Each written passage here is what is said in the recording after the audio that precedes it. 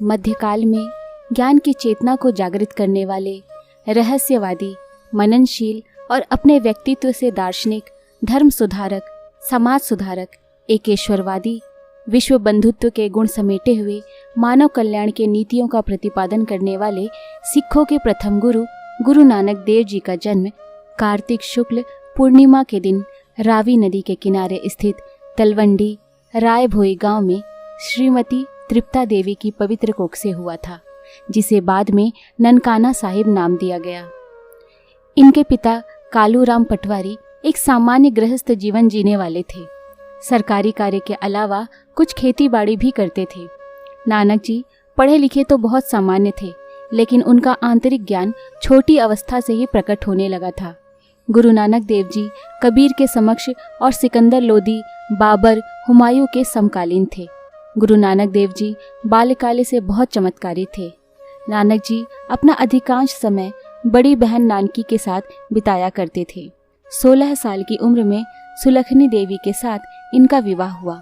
नानक जी के 2 बेटे थे, जिनका नाम श्रीचंद और श्री लक्ष्मीचंद था।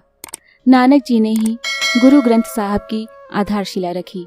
गृहस्थ जीवन दर्शन को अमूर्त रूप देने वाले गुरु नानक देव जी ने इस सांसारिक जीवन से वर्ष 1539 में करतारपुर पंजाब में मोक्ष प्राप्त किया। नानक जी उन पहुंचे हुए संतों में से थे जो केवल सत्य के सम्मुख ही नतमस्तक होते थे।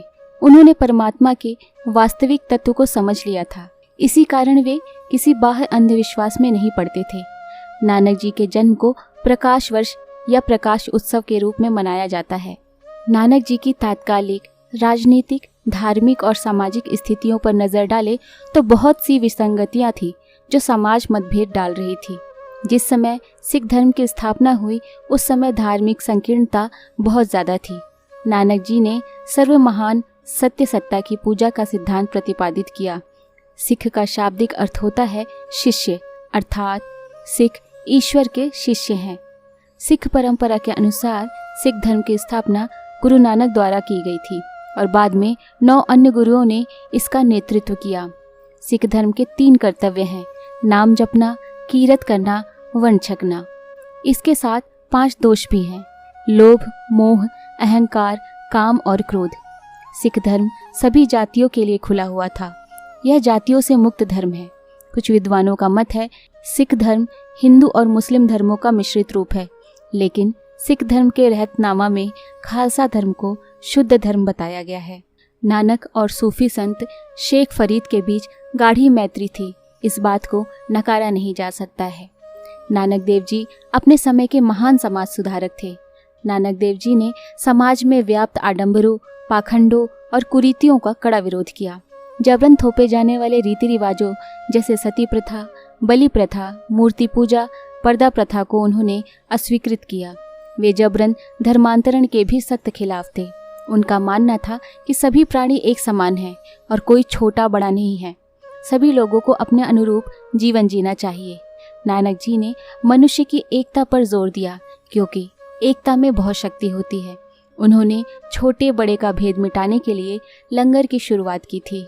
लंगर शब्द को निराकारी दृष्टिकोण से लिया गया है। लंगर में सभी लोग एक ही स्थान पर बैठकर भोजन करते हैं। लंगर प्रथा पूरी तरह से समानता के सिद्धांत पर आधारित है, जो आज भी समाज के विभाजित खाई को मरती है। सत्य की खोज में गुरु नानक देव जी ने अपने शिष्यों के साथ देश विदेश की यात्राएं की थी। गुरु नानक देव जी ने भारत की चारों दिशाओं में सभी प्रमुख स्थानों की यात्राएं की थी और अंत में ईरान, अफगानिस्तान, अरब और इराक की यात्रा भी की थी। नानक जी की याद में बगदाद में एक मंदिर बनाया गया था और उस मंदिर पर तुर्की भाषा में एक शिलालेख लिखा गया था, जो अभी भी मौजूद है। नानक जी की आध्यात्मिक यात्रा का मूल उद्देश्य वर्तमान समय की सामाजिक, राजनीतिक और धार्मिक परिस्थितियों को समझना था, जिसके आधार पर नानक एक नए समाज का निर्माण कर सके। सिख धर्म में नानक जी की यात्रा को उदासिया कहा जाता है। कबीर के बाद मध्ययुगीन समाज को प्रभावित करने वाले संतों में गुरु नानक देव का नाम अत्यंत महत्वपूर्ण रहा है। कबीर और नानक के विचारों में बहुत समानता देखने को मिली है। कबीर जिन सामाजिक बुराइयों का विरोध करते हैं, उन्हीं सब बुराइयों को दूर करने का प्रयास नानक देव जी भी करते हैं। कबीर बहुदेववाद, अवतारवाद और मूर्ति पूजा को नहीं मानते थे। नानक देव कबीर की भांति ही नहीं मानते थे। नानक देव जी पूरी तरह से निराकारवादी थे।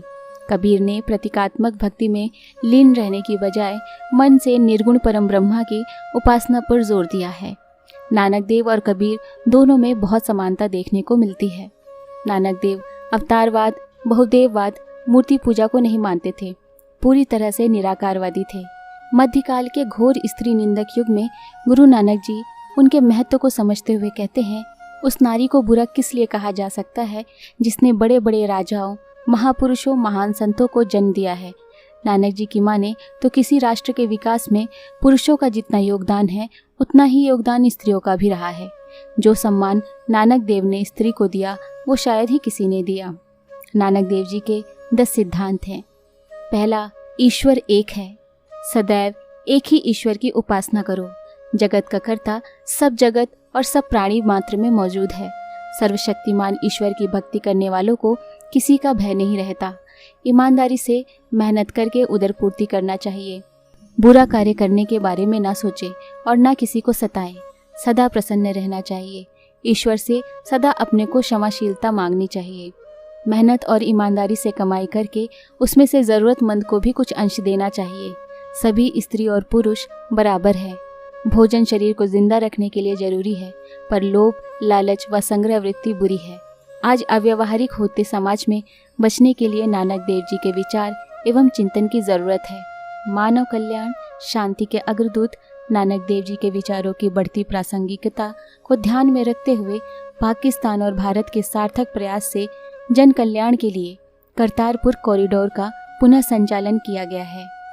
हम कितने भी आधुनिक हो जाएं, लेकिन जब मार्ग से भटक जाते हैं तो हमें संत, साधक, योगी के विचार ही मूल मार्ग पर लाते हैं।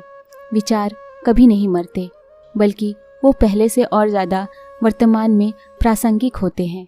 ऐसे ही गुरु नानक देव जी की प्रासंगिकता आज भी उतनी ही है जितनी पहले थी।